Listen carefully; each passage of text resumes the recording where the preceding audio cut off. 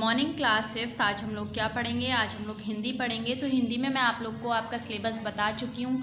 आज हम लोगों को अपना लास्ट चैप्टर PA2 का कवर करना है। तो सभी बच्चे मेरे साथ पहले अपनी विषय सूची ओपन कर लें ताकि हम एक बार अपना सिलेबस देख लेते हैं। देखिए, ये है आप लोग की विषय सूची। इसमें आप लोग का चैप्टर नंबर 11 to 13 आ रहा था PA2 में। तो मैं चैप्टर नंबर 11 आपको पार्ट 10 में पढ़ा चुकी हूँ, चैप्टर नंबर 12 पार्ट 11 में।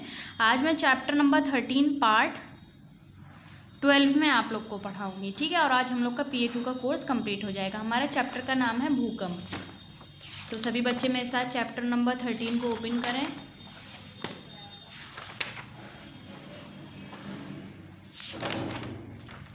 ये है चैप्टर नंबर 13 हमारा, इसका नाम है भूकंप। यहाँ पे हमारा पार्ट 12 में हम लोग पढ़ रहे हैं, तो पार्ट 12 डालिए।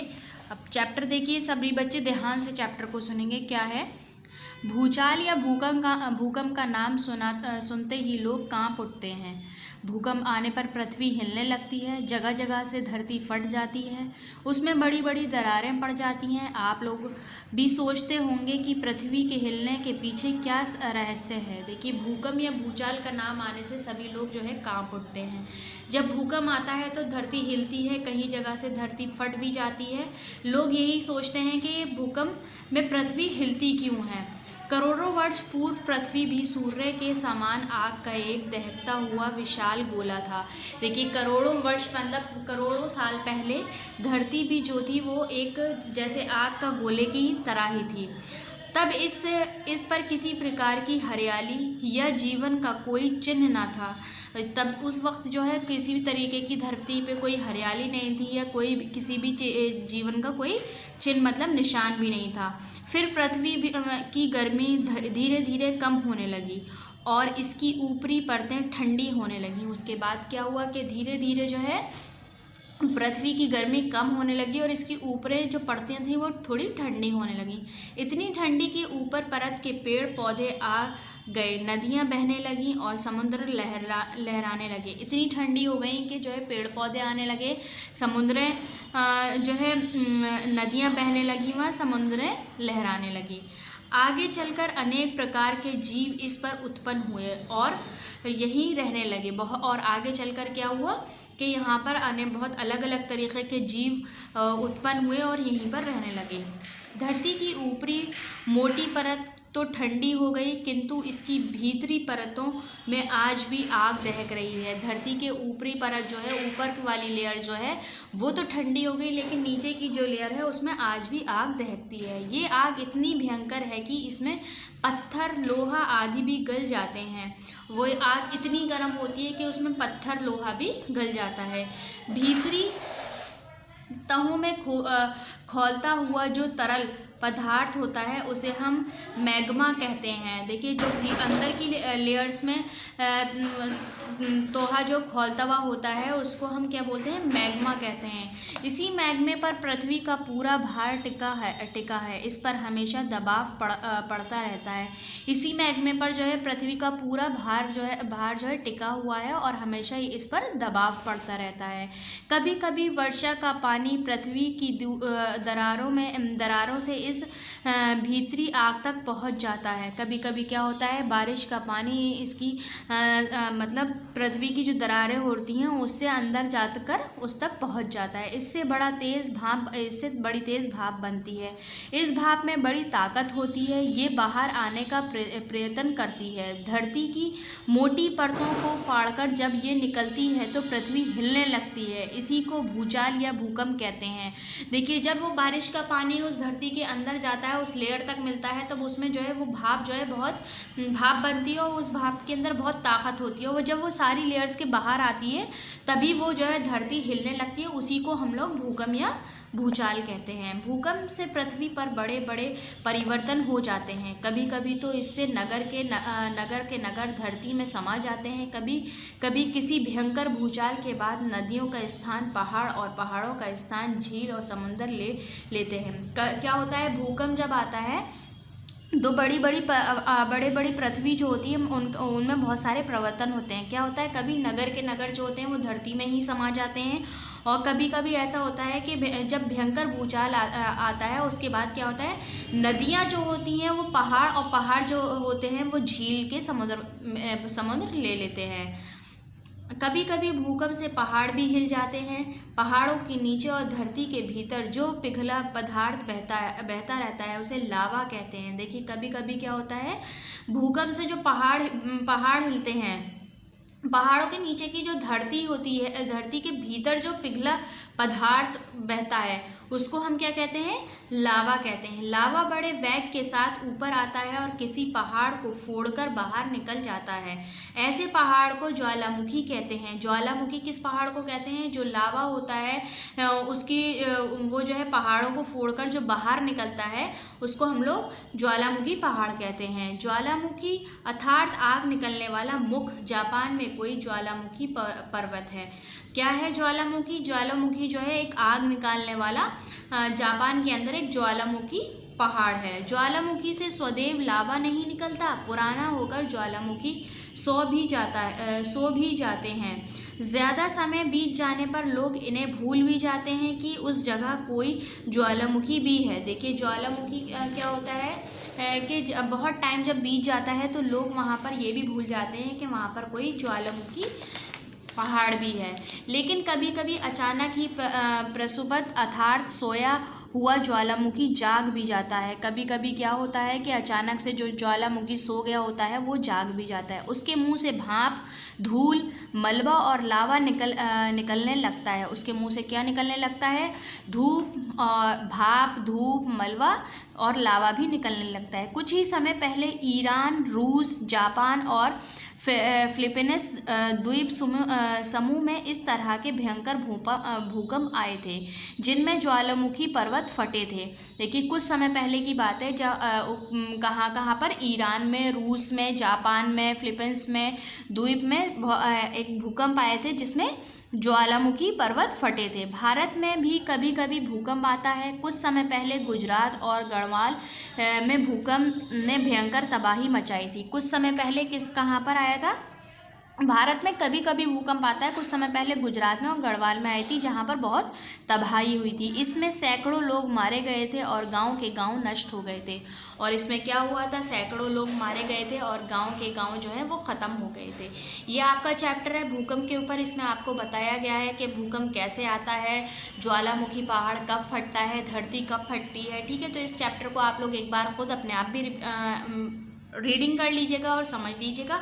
अब आ जाइए इसके वर्ड मीनिंग्स पे। तो वर्ड मीनिंग्स आप लोग को बुक में से ही याद करने हैं। यहाँ लिख लीजिए लर्न। ठीक है, अब आ जाइए क्वेश्चन आंसर। क्वेश्चन आंसर्स मैं आप लोग को बुक में मार्क करा रही हूँ। सभी बच्चे बुक में मार्क कर लें और अपनी अपनी कॉपी में लिखेंगे। कॉपी में सभी बच्चों को पता है कैसे लिखना है। पहले पार्ट शो करेंगे हमारे वीडियो का कौन सा पार्ट है, फिर चैप्टर नंबर, फिर चैप्टर का नाम, उसके बाद हेडिंग डालेंगे ब्लू लाइन वाली, फिर क्वेश्चन 1 उतारेंगे, उसके बाद आंसर लिखेंगे। ठीक है, तो क्वेश्चन नंबर 1 देख लिए क्या है। करोड़ों वर्ष पूर्व पृथ्वी कैसी थी? ये आपको पेज नंबर 68 में मिलेगा। तो सभी बच्चे मेरे साथ पेज नंबर 68 को ओपन करें। देखिए ये है हमारा पेज नंबर 68 दिया गया है। तो पेज नंबर 68 में देखिए एक सेकंड पैराग्राफ आप लोग को दिया है। ये लिखा, करोड़ों वर्ष पूर्व पृथ्वी भी सूर्य के समान आग का एक दहकता हुआ विशाल गोला था।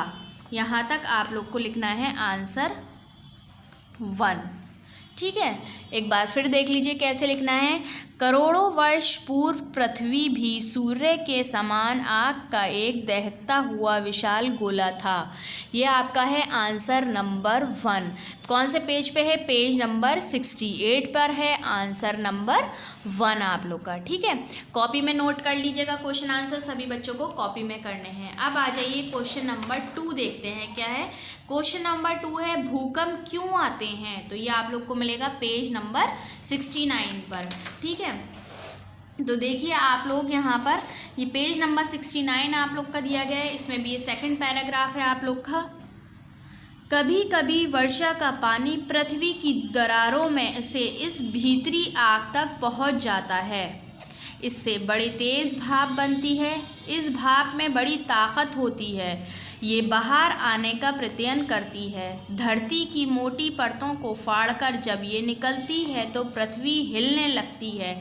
इसी को भूचाल या भूकंप कहते हैं। ये पूरा पैराग्राफ आपको लिखना है आंसर 2 में। ठीक है, ये कौन सा है हमारा आंसर 2। ठीक, आंसर 2 देख लीजिए क्या है, पेज नंबर 69 पर है। ये पेज नंबर 69 दिया गया है, ये है हमारा आंसर 2 क्या है। कभी कभी वर्षा का पानी पृथ्वी की दरारों से इस भीतरी आग तक पहुंच जाता है। इससे बड़ी तेज़ भाप बनती है। इस भाप में बड़ी ताकत होती है। ये बाहर आने का प्रयत्न करती है। धरती की मोटी परतों को फाड़कर जब ये निकलती है तो पृथ्वी हिलने लगती है। इसी को भूचाल या भूकंप कहते हैं। ये है आप लोग का आंसर नंबर 2। ठीक है, अब आ जाइए क्वेश्चन नंबर 3 पे। क्वेश्चन 3 देख लेते हैं। क्वेश्चन 3 क्या है, भूकंप आने पर क्या होता है। ये भी आप लोग को मिलेगा पेज नंबर 69 पर। तो पेज नंबर 69 देखिए, पेज नंबर 69 है ये। देखिए answer number 3, question number 2 complete किया, उसके नीचे वाला पैराग्राफ देख लीजिए आप लोग। भूकंप से पृथ्वी पर बड़े बड़े परिवर्तन हो जाते हैं। कभी कभी तो इससे नगर के नगर धरती में समा जाते हैं। कभी कभी किसी भयंकर भूचाल के बाद नदियों का स्थान पहाड़ और पहाड़ों का स्थान झील और समुद्र ले लेते हैं। ठीक है, ये है आंसर आप लोग का 3। यहाँ डाल लीजिए आंसर 3। ध्यान से देख लीजिए कहाँ है आंसर 3 आप लोग का। मैं आप लोग को बता रही हूँ, सभी बच्चे आंसर 3 सभी सारे क्वेश्चन आंसर जो है बहुत ध्यान से रिमार्क करिए ताकि आप लोग इजीली लिख सकें। देख लीजिए आंसर 3, भूकंप से पृथ्वी पर बड़े बड़े परिवर्तन हो जाते हैं। कभी कभी तो इससे नगर के नगर धरती में समा जाते हैं। कभी कभी किसी भयंकर भूचाल के बाद नदियों का स्थान पहाड़ और पहाड़ों का स्थान झील और समुद्र ले लेते हैं। ये है आप लोग का आंसर 3। अब आ जाइए क्वेश्चन नंबर 4 पर। तो क्वेश्चन नंबर 4 क्या है, मैग्मा किसे कहते हैं। ये आप लोग को पेज नंबर 68 और 69 पे मिलेगा। तो पहले हम लोग जो है पेज नंबर 68 देख लेते हैं।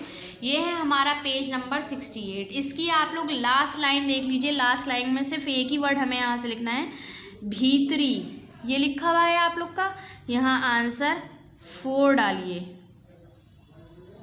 ठीक है, आंसर ये कौन सा है आप लोग का 4 है।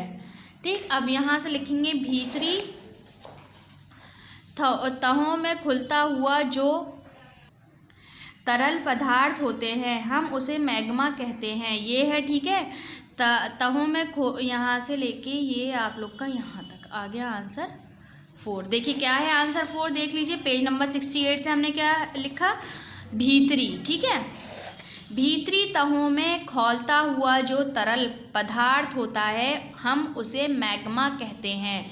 ये आंसर हो गया आपका 4। पेज नंबर 68 और 69 बताया था, ये 69 है। 68 से हम लोग ने भीतरी लिया, फिर 69 से हमने फर्स्ट वाली लाइन लिख दी यहाँ तक।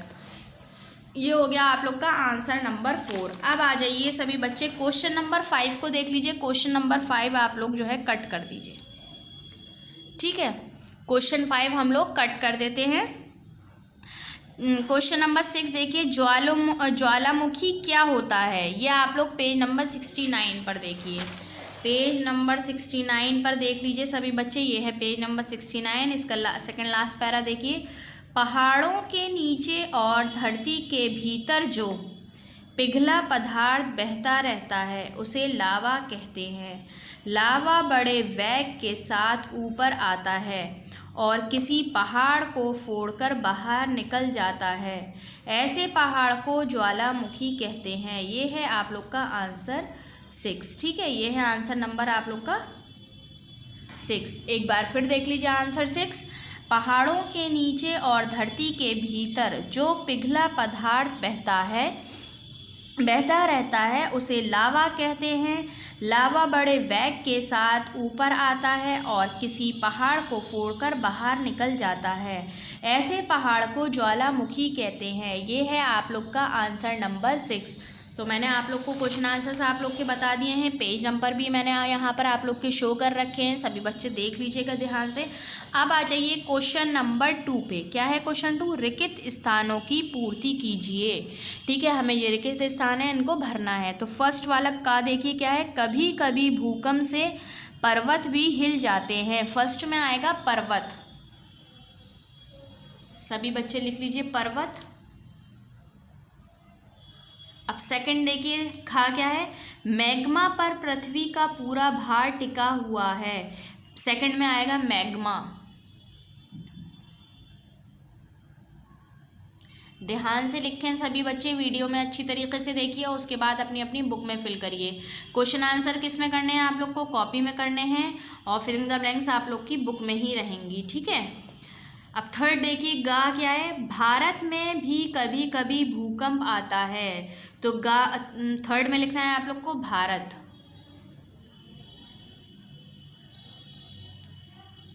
ये तीनों लिखने के बाद आ जाइए नेक्स्ट पेज पे। घा देख लीजिए क्या है, भूकंप से पृथ्वी पर बड़े बड़े परिवर्तन हो जाते हैं। भूकंप आएगा फोर्थ में।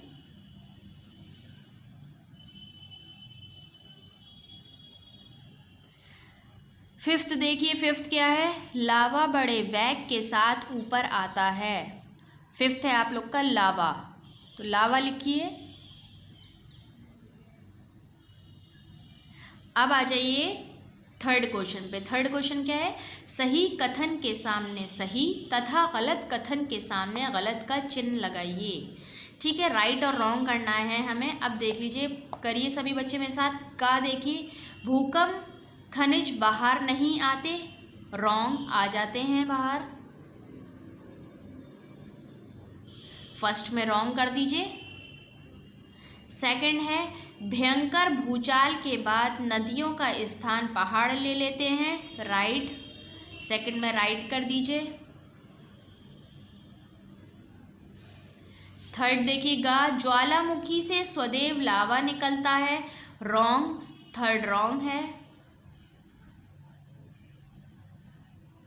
फोर्थ है, खनिज धरती को उपजाऊ बनाते हैं, रॉन्ग है। फोर्थ भी रॉन्ग कर दीजिए। फिफ्थ है आप लोग का, धरती के भीतर जो पिघला पदार्थ बहता रहता है उसे लावा कहते हैं, राइट। फिफ्थ आप लोग राइट कर दीजिए।